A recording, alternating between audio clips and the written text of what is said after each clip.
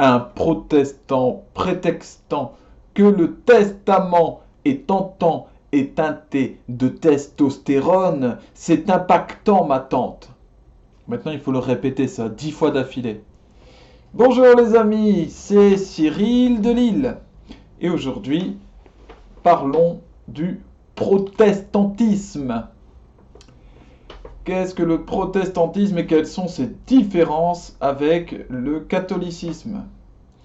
L'une des principales branches du christianisme, eh bien, c'est le protestantisme, avec évidemment le catholicisme et l'orthodoxie. Il s'agit, au niveau du protestantisme, de l'ensemble des groupements issus de ce qu'on appelle la réforme avec un grand R, et qui rejettent l'autorité du pape, donc celle de l'Église catholique. Il y a beaucoup de mouvements qui se sont développés dans le protestantisme, une multiplicité de croyances et d'églises protestantes différentes.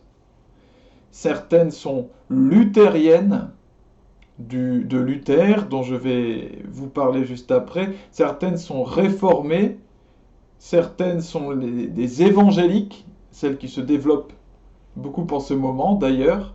D'autres sont Quakers, donc ça c'est aux États-Unis. Les protestants, dans leur ensemble, forment aujourd'hui à peu près 900 millions de fidèles. Qui était Martin Luther? Parce que Martin Luther, eh bien, c'est celui qui est à l'origine du protestantisme. Eh bien, c'était un moine, un augustin, un théologien. Donc quelqu'un qui étudiait Dieu, la réalité de Dieu.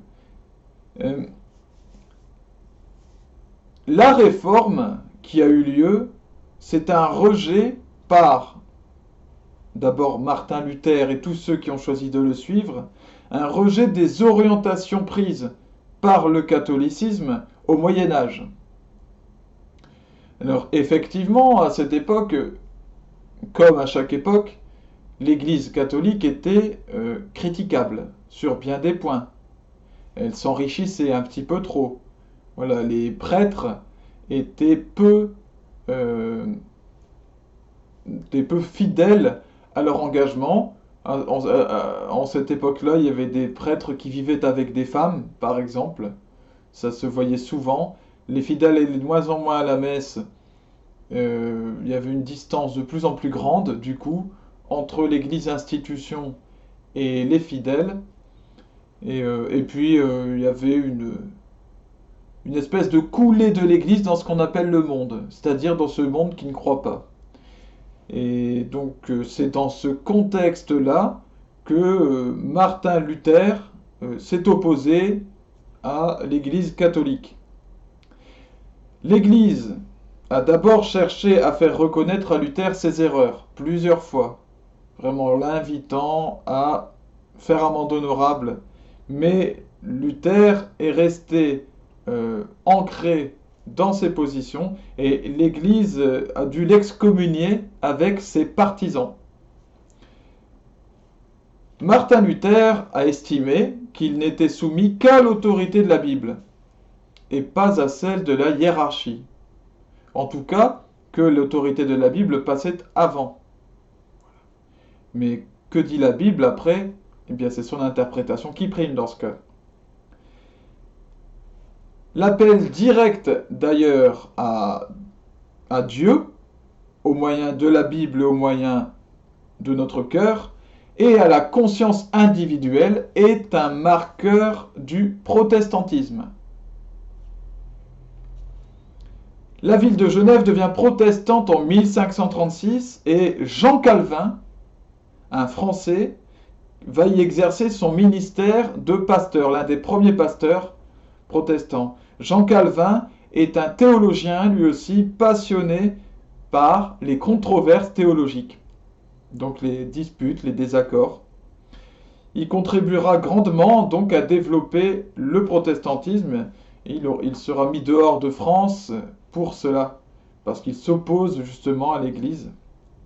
Il n'y a aucun magistère qui sert à unir les protestants. Voilà, c'est une des différences principales d'ailleurs d'avec le catholicisme. L'Église catholique est unie par un magistère, un ministère si vous voulez, dirigé par le pape. C'est comme ça que nous sommes unis.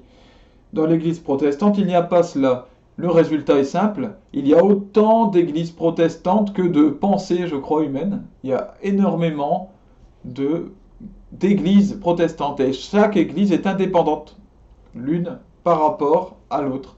Donc il n'y a pas de communauté mondiale protestante. Il y a le point principal sur lequel nous nous retrouvons, c'est la croyance en Jésus-Christ, Fils de Dieu. Voilà, qui est le point essentiel de la foi chrétienne. Ce qui fait dire que les protestants ainsi que les orthodoxes font partie des églises chrétiennes, avec les églises catholiques. Quand je dis les églises catholiques, il y a l'église occidentale et l'église orientale. Voilà. Mais les protestants ne croient donc ni en l'église, ni en tout ce que l'église nous apprend, a pu développer au fur et à mesure du temps, c'est-à-dire la foi dans les saints, la foi dans la Vierge Marie, que certains protestants considèrent comme un démon. C'est-à-dire, je me suis retrouvé parfois à discuter avec des protestants sur la Vierge Marie, son existence, en leur soumettant l'argument suivant: comment expliques-tu que la Vierge Marie apparaisse à Lourdes ou dans d'autres endroits où elle a guéri, où elle guérit des gens sur le long terme? Eh bien, certaines de ces personnes m'ont expliqué que oui, c'était pas surprenant et c'était le démon qui agissait.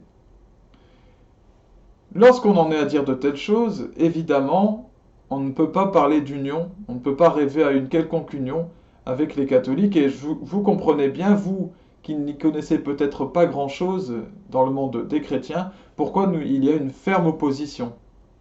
La Marie est la mère de tout catholique.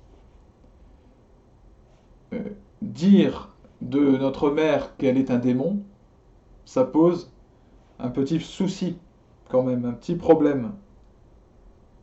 Ils ne croient pas non plus du coup au purgatoire. Donc ils ont une foi presque manichéenne.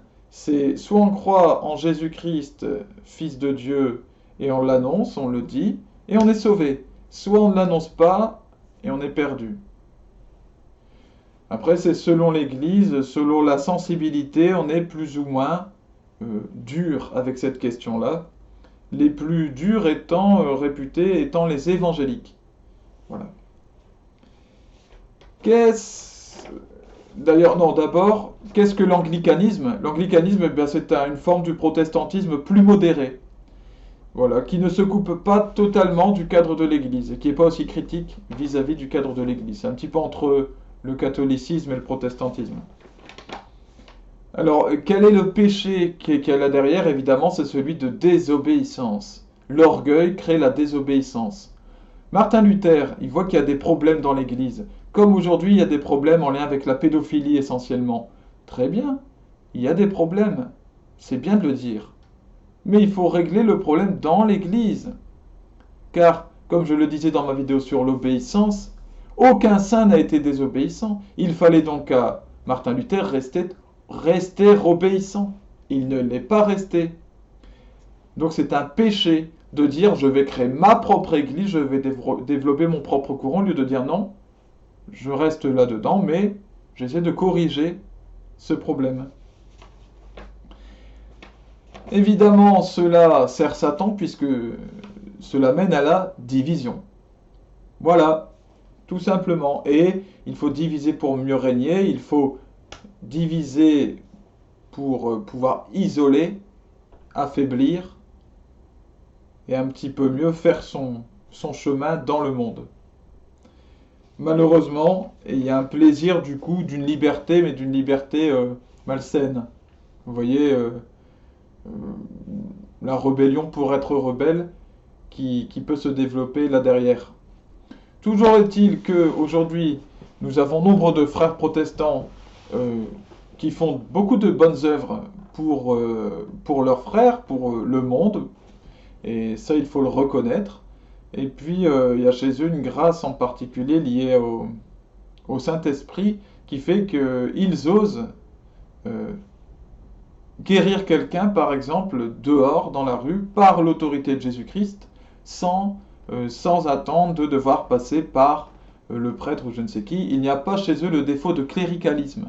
C'est le fait d'accorder trop de pouvoir au clergé et aux membres de l'Église. Évidemment, comme il n'y en a pas, ce défaut n'y est pas. Voilà, donc, il y a à prendre et à laisser. Et je salue mes frères protestants, je salue mes frères anglicans, et je souhaite à chacun de ceux qui me regardent de trouver Jésus-Christ, qui est le chemin, la vérité, la vie, et qui nous donne cette grâce d'être unis sous son saint nom. À bientôt les amis!